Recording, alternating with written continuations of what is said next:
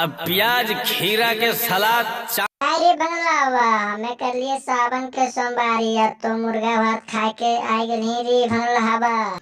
रुको जरा सबर करो। नानी सावन हेल गए गे। ना रे मुझे ना सावन ना हेले और मुर्गा भात खा के आइन। हाय भगवान माफ करिया भोले बाबा। यान तो तुर गोड़ा आता दोनों बांध के मारबो भंगलावा रे।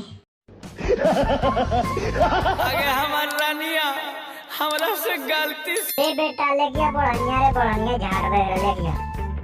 और गाइस क्या चल रहा है? गोरवा बांध देला कई ओढ़निया से मारो है मौगी बढ़निया से मारबो न रे निरपुत्रा खेले जाके रसूल पिया है मौगी बढ़निया से। आज मेरा वीडियो अच्छा लगा तो लाइक और सब्सक्राइब कर दे साथ में कमेंट भी कर दीजिएगा।